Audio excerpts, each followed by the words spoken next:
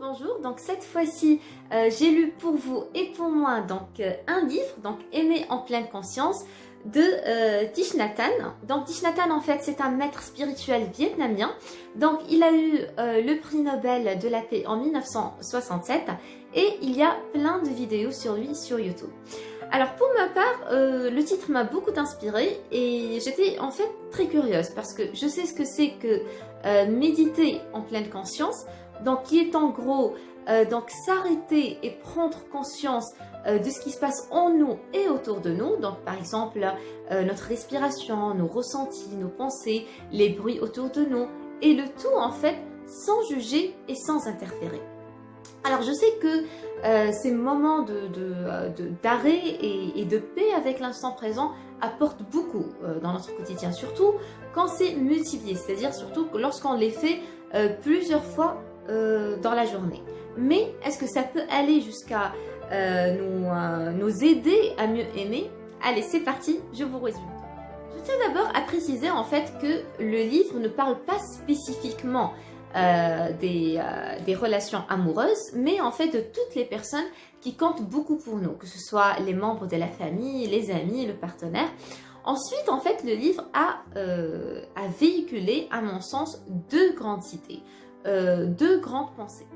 La première, en fait, c'est que on ne peut aimer véritablement que lorsqu'on a la capacité à contenir, à adopter l'autre en entier.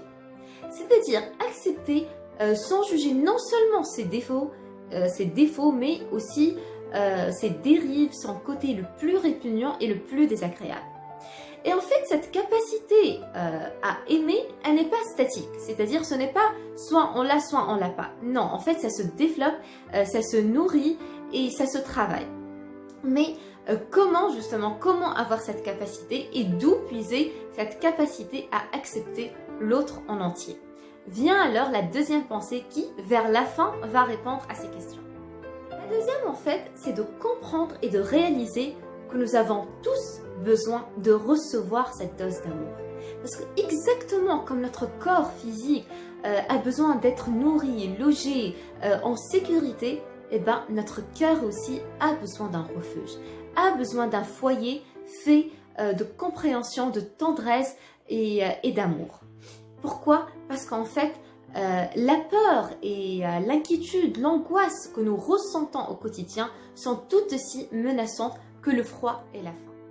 Le refuge, qui est une nécessité, on le cherche souvent ailleurs. On a tendance en fait à attendre la relation parfaite qui va changer notre vie, qui va nous prendre émotionnellement en charge, ou encore attendre à ce que ses parents changent de comportement ou à ce que ses amis soient plus tendres, plus compréhensifs envers nous. C'est-à-dire que nous sommes émotionnellement des STF. Nous savons si peu à donner et nous sommes tout le temps en quête permanente d'amour. Et d'après l'auteur, c'est exactement la raison pour laquelle les relations sont très compliquées et ne survivent pas aux averses. Parce qu'il y a si peu de matière et trop d'attentes. D'après lui, la vraie source d'amour à partir de laquelle nous devons nous servir, c'est notre dimension spirituelle. Et cette relation avec ce que certains appellent la vie, Dieu, l'univers, eh ben, ça se développe. Et ça se développe à travers la méditation, qui est une invitation à aller au plus profond de son être, à traverser son ego, à traverser ses émotions humaines pour se lier continuellement avec cette force de vie qui nous fait respirer, qui fait battre notre cœur et qui nous ressource. Ainsi, c'est comme ça en fait qu'on construit notre demeure individuelle, notre vrai refuge, après quoi nous serons capables de donner à partir de cette source inépuisable et surtout inconditionnelle d'amour et de paix. Alors se renverse. Maintenant, peu d'attente parce que réaliser en fait qu'attendre grand chose de la dimension humaine c'est une vraie illusion et beaucoup à donner parce que le plus beau cadeau que l'on puisse offrir à ceux qu'on aime c'est notre présence qui est au final notre capacité à nous lier énergétiquement à notre dimension spirituelle. Donc dans la prochaine vidéo, on va voir comment se manifeste ce véritable amour et toujours selon les dires de l'auteur. Donc voilà, à la prochaine!